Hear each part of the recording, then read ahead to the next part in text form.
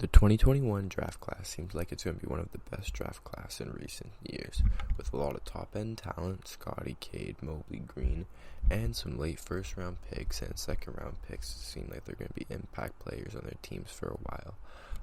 I just wanted to look at some of these guys that I really liked last year. I liked their game, and just talk about them, highlight what I think they can be in a few years in the league, and just kind of highlight their strengths and talk about some of the areas that I think they need to be improving on.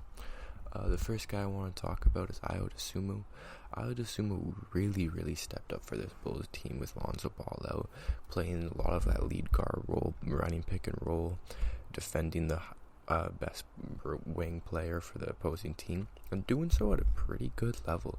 He's a really solid perimeter defender with his length, strength, being able to switch a little bit, and he's no pushover on the interior. Of course, he's nothing amazing, but he's still really solid. On the offensive end, I think he has a pretty nice blend of playmaking and slashing. Seems like a pretty high IQ player, doesn't make too many mistakes, knows when to attack it if he has a mismatch or an open shot. He doesn't really have that much pull-up game, and his three-point shot looks pretty solid. Most likely he's just going to be a catch-and-shoot guy, corner three guy, but he seems like a guy who you can trust to run some pick-and-roll for you when your main stars are out, who can steady your offense, get others involved while still finding his own shot at a pretty high efficiency. One thing I was surprised about was how efficient he was last year, finishing 4 points better than league average.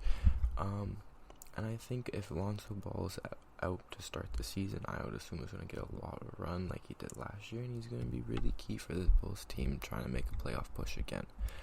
I don't know if he'll ever reach an all-star tier, but I definitely can see him getting to the upper end of role player levels, that to the point where any team would be happy to have him on him, kind of like Alex Caruso or Lonzo Ball, his teammates. The next guy I want to talk about is a rookie big man, or no longer a rookie big man, but a big out of Turkey, and that's Alperen Sengun. I really like Sengun's game. Has a really nice post game, really good passer, good offensive rebounder, good defensive rebounder, good defender, and elite rim protector. I was shocked by how good his rim protection numbers are, some of the best among all rookies. His offensive game, he definitely can get to the rim and definitely can make an open look at the rim. He just struggles finishing them right now, but I think that will come with some more time in the league. And on offense, he has some offensive limitations with the lack of an outside shot. Not a good three-point shooter from anywhere on the floor.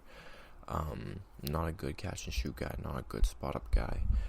But hopefully with a little bit more time in the league and better ball handlers on the Rockets team, he can develop at least a respectable outside shot, which I think he'll need if he's ever going to develop into an all-star caliber player, which I think he can. I think he has the other makings on offense. Pretty solid isolation game so far, has some good low post moves that he can go to consistently, good playmaker, and on defense he's really good. Can slide his feet on the perimeter pretty effectively for his position. Yes, he's a little small, but not a true 7-footer, but he's really good at rim protection, really good at paint protection.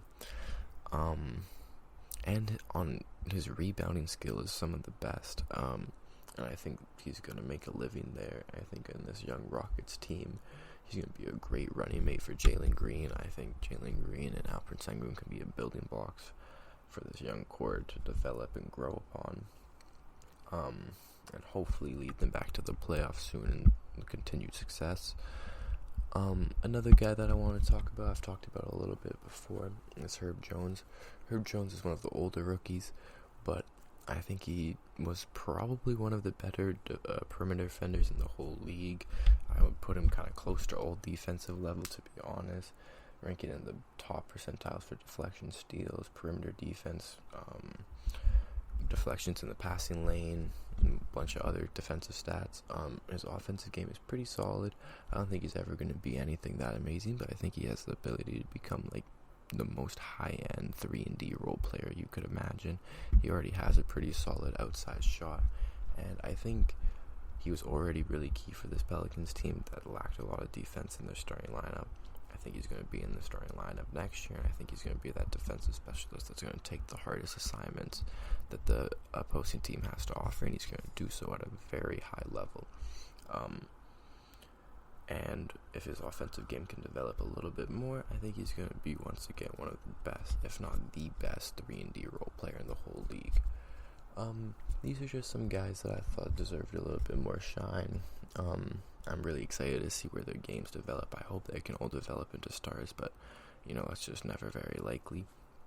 And I just am really, really happy with this draft class last year. I think it's going to be one of the best in recent memories. I think we have a lot of potential all-star candidates, all-NBA caliber players, maybe some MVP caliber players, and it's just a lot of guys I see having really, really long careers in the NBA.